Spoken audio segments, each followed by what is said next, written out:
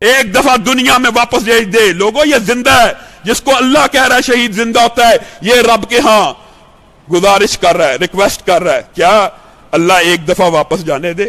میں اپنی قوم کو یہ بتا دوں تو نے میرا کتنا اکرام کیا ہے, تو نے میری کیسی مہمانی کی ہے, ایک مرتبہ واپس جانے دے. اللہ نے اس کو واپس جانے نہیں دیا, لیکن پوری دنیا کو بتلا ضرور دیا قرآن پاک کے ذریعے کہ اللہ شہیدوں کا کیسا اکرام کرتا ہے. اور لوگوں جنت میں چلے جانے کے بعد, اللہ کی قسم جنت میں چلے جانے کے بعد آپ کو اور مجھے بھی اللہ کہے گا نا واپس جانا چاہتے ہو؟ جنتی کہیں گے نہیں جانا چاہتے. جنت میں جانے کے بعد کوئی جنتی نہیں جائے گا میں جنت سے نکل جاؤں.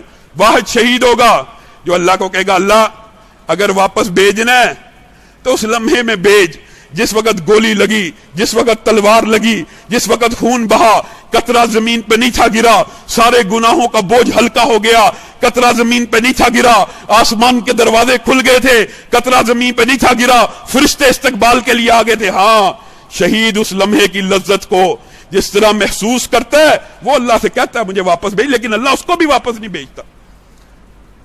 یہ جی بوگری فلسفہ معاشرے کے اندر فرقہ ورانہ فسادات کی آگ بھڑکانے کے لیے خاص چینل باضابطہ طور پہ اہل توحید کو نشانہ بنا رہا ہے, ٹارگٹ کر رہا ہے.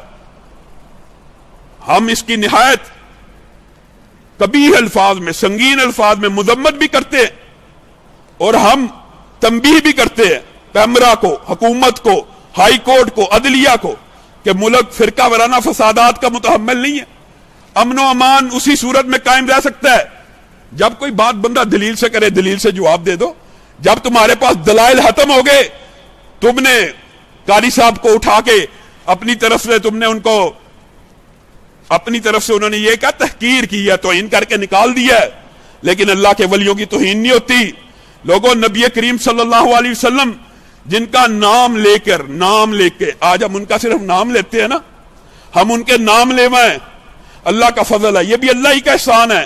ہم ان کا نام لیتے ہیں, ان کی نوکری کرتے ہیں, ان کے خادم ہیں, ان کی حدیث کی بات کو آگے پھیلاتے ہیں, کرم اللہ کا ہے. لیکن اس نسبت کی وجہ سے لوگ اللہ کی قسم ہاتھوں کو چومتے ہیں, پھولوں سے استقبال کرتے ہیں, اہلن و سہلن کے نعرے لگاتے ہیں.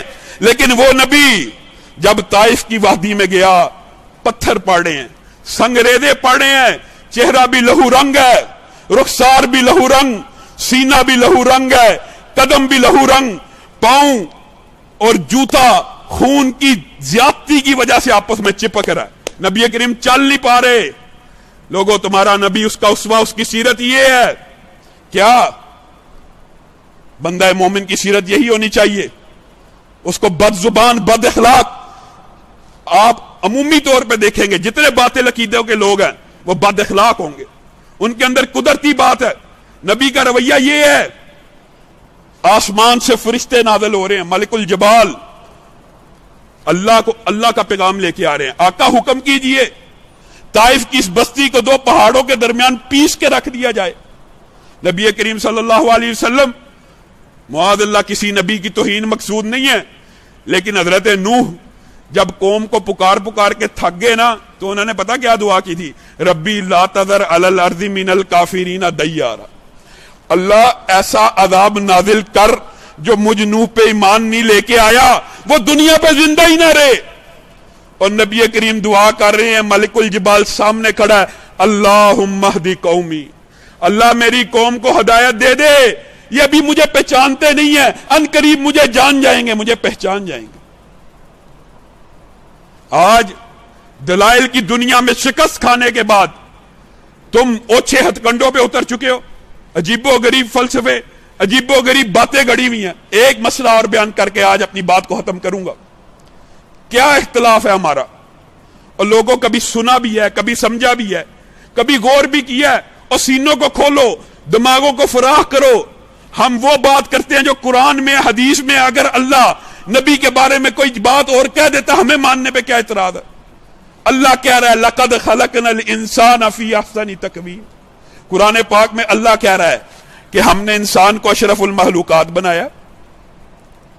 جب یہ بات اپنے بریلوی بھائیوں کے سامنے رکھی جاتی ہے نا, اور بھائیوں تم نبی کو نور کہتے ہو, ہم نبی کو بشر کہتے ہیں, وہ کہتے ہو نہیں جی بشر سے توہین ہوتی ہے, بشر سے توہین ہوتی ہے. नाउज़ बिल्लाह ये फलसफा कुरान और सुन्नत के खिलाफ है।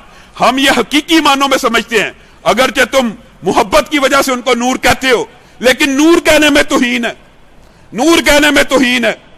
एक नूर मखलूकात का, मखलूकात में से कोई नूर बशर से अफजल नहीं है। वजह क्या है? पहला पारा आपने सुना, हर बंदे को पता है, यह वाकया किसी से छुपा हुआ नहीं है। जब आदम को बनाया अल्लाह ताला ने, सारी की सारी नूरानी मखलूकात के सरदार जिब्रील अमीन समेत मखलूकात में से नूरानी मखलूक में मलाइका से अफजल कोई महलूक नहीं, और मलाइका में से जिब्रील से अफजल कोई रसूल नहीं। सबको क्या हुक्म हुआ है? आदम को सजदा करो। क्या इबादत का सजदा था? नहीं, ताज़ीम का सजदा था, अफजलियत का सजदा था। करमना बनी आदम को जाहिर करना था कि मैंने आदमी को, बशर को नूर के ऊपर फजीलत दी है, इसको ताज़ीमन सजदा करो। यह बात कितनी आम फहम है कि अगर नूर अफजल है, वह सजदा क्यों करने का हुक्म दे रहा है? जब यह बात आम हो गई, मुआशरे में फैल गई, उलमा ने किताबें लिखी, अब उनको कोई और बात तो ना सूझी, उन्होंने नया फलसफा कर लिया। चाहिए तो यह था, बात अकल को लगती है, बात कुरान और सुन्नत के मुताबिक है। अल्लाह कह रहा है अशरफ मखलूकात सब में से सबसे अफजल मखलूक बशर है, और यह हकीकत बात भी है। तकादा भी यही था कि अफजल तरीन मखलूकात में से अल्लाह अंबिया भेजता, इसमें कोई और दो राय नहीं है। जब बात तो समझने वाली थी, ईमान ले आते, ठीक है अशरफुल मखलूकात बशर है, हम मान लेते हैं, लेकिन एक और ढकोसला गड़ा गया, नाऊज़ बिल्लाह। कहा बात तो मौलवियों की सही है, बात तो उलमा की सही है, नूर तो वाकई बशर से यहां पे अफजल साबित नहीं हो रहा, और कायनात में एक ही नूर है जो बशर से अफजल है, वो मखलूक का नूर नहीं है, वो खालिक का नूर है, वो खालिक का नूर है। उन्होंने अकीदा क्या गाड़ लिया, नाऊज़ बिल्लाह। अकीदा मौजूद, अपनी तरफ से बात नहीं कह रहा, और कितना सरीह वादे शिरकिया अकीदा है, नूरुम मिन नूरिल्लाह, नाऊज़ बिल्लाह। जब कोई नूर और समझ ना आया, पता लग गया फरिश्ते भी आदम से अफजल नहीं है, कहा नूरुम मिन नूरिल्लाह, अल्लाह ही के नूर का हिस्सा है। वजअलू लहू मिन इबादिही जुज़ा, और जालिमों अल्लाह ही का जुज बना देते हो, अल्लाह के बंदों को अल्लाह ही का जुज बना देते हो। क्या नबी इसलिए आए थे कि बंदों की इबादत से निकाल कर अपनी इबादत करवाना शुरू कर दे? बंदों को बंदों की इबादत से निकाल कर एक रब की तरफ बुलाया था। नूरुम मिन नूरिल्लाह, नाऊज़ बिल्लाह, जो था अरश पे खुदा होकर, नाऊज़ बिल्लाह, उतर पड़ा मदीना में मुस्तफा होकर। यह अकीदा गाड़ लिया। अल्लाह ने कहा मेरी जात का हिस्सा बनाना तो दूर की बात है, अगर कोई कहे ना रहमान ने बेटा जना है, अभी रहमान ने बेटा जना है, हमें पता है बेटे और बाप की जात में फर्क होता है, लेकिन अगर कोई यह भी कहे अल्लाह ने बेटा जना है, यह इतनी गंदी बात है, इतनी बुरी बात है, आसमान गिर जाए, जमीन फट जाए, सारा निजाम दरहम बरहम हो जाए, और तुमने रब भी बना लिया।